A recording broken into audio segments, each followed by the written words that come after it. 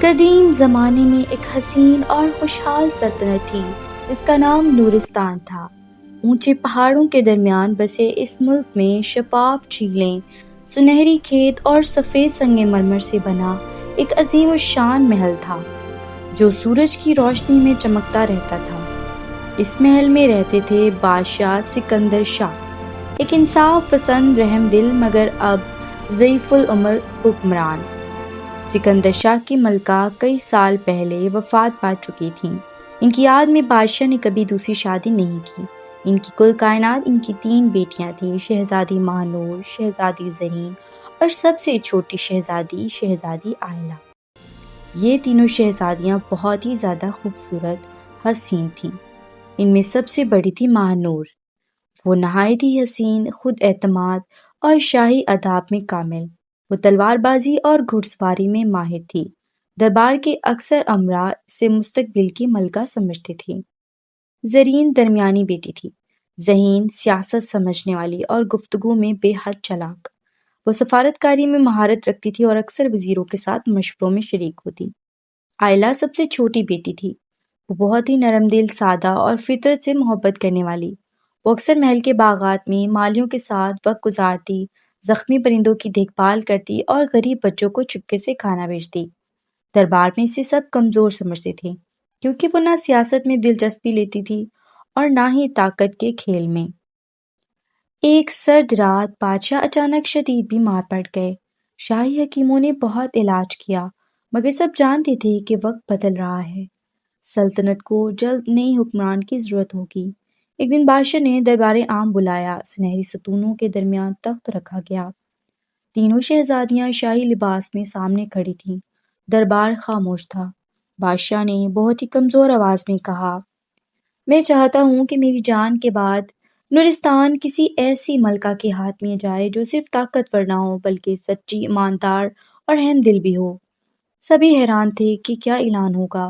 بادشاہ نے شاہی خادم کو اشارہ کیا۔ چاندی کی ایک ڈبیا لائی گئی۔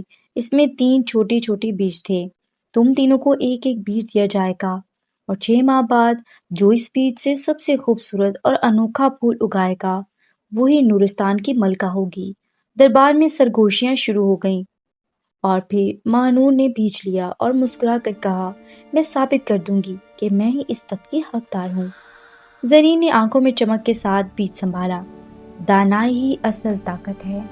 آئلہ نے خاموشی سے بیج کو دونوں ہاتھوں میں تھاما جیسے کوئی قیمتی امانت ہو۔ 6 ماہ کا سفر۔ ماہنور کا باغ۔ ماہنور نے شاہی باغبانوں کو حکم دیا کہ سب سے زرخیز مٹی لائیں۔ نایاب کھاد منگوائی گئی۔ روزانہ درجنوں خادم اس گملے کی دیکھ بھال کرتے مگر ہفتے گزر گئے اور کچھ نہ اگا۔ ماہنور بے چین ہونے لگی۔ ایک رات اس نے خفیہ طور پر وزیر باغات کو بلایا۔ اگر یہ بیج نہ اگا تو؟ وزیر نے سر جھکا کر کہا، شہزادی، دنیا نتائج دیکھتی ہے، طریقہ نہیں۔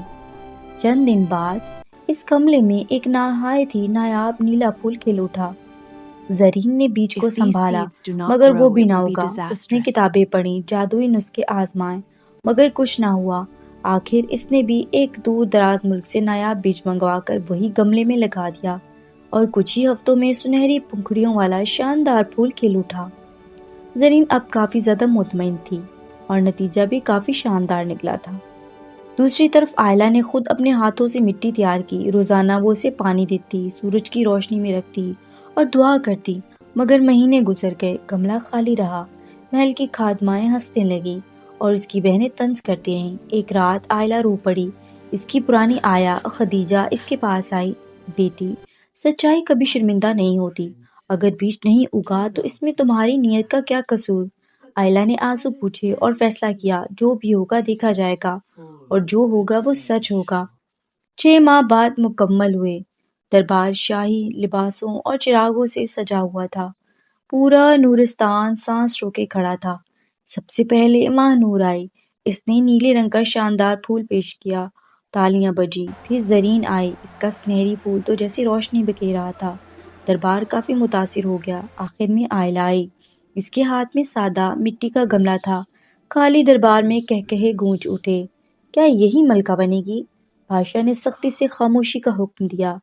آئلہ، کیا تم نے کوشش کی؟ آئلہ نے سر جھکا کر کہا، ابا حضور، میں نے ہر ممکن کوشش کی مگر بیج نہیں ہوگا۔ میں جھوٹا پھول لا سکتی تھی مگر آپ نے ہمیں سچائی کا سبق دیا ہے۔ دربار خاموش ہو گیا۔ بادشاہ آہستہ سے کھڑا ہوا۔ ان کی آواز میں اب مضبوط تھی۔ جو بیج میں نے تمہیں دیے تھے وہ ابالے جا چکے تھے، ان سے کچھ اگ ہی نہیں سکتا تھا۔ دربار میں کھلبلی مچ گئی، سب حیران ہوئے۔ مہنور اور زرین کے چہرے زرد پڑ گئے۔ تم دونوں نے مجھے دھوکہ دیا۔ تم نے سمجھا کہ تاج خوبصورتی یا چالاکی سے ملتا ہے، مگر نورستان کی حکمرانی صرف سچائی کے ہاتھ میں جائے گی۔ بادشاہ نے آئلہ کا ہاتھ پکڑ کر اعلان کیا، آج سے آئلہ نورستان کی ملکہ ہوگی۔ لوگوں نے نعرے لگائے۔ آئلہ کی آنکھوں میں آنسو تھے مگر یہ خوشی کے تھے۔ مہنور اور زرین کو اپنی غلطی کا احساس ہوا۔ آئلہ نے ان کو گلے لگایا، ہم بہنیں ہیں، سلطنت تبھی مضبوط ہوگی جب ہم ساتھ ہوں گے۔ وقت کے ساتھ نورستان پہلے سے زیادہ خوشحال ہو گیا۔ آئلہ نے غریبوں کے لیے مدرسے بنوائے، انصاف کے دروازے کھولے، اور اب وہ تینوں بہنیں اس نورستان کی حفاظت کر رہی تھیں۔ حسن مٹ جاتا ہے، طاقت بدل جاتی ہے، مگر سچائی ہمیشہ تاج پہنتی ہے۔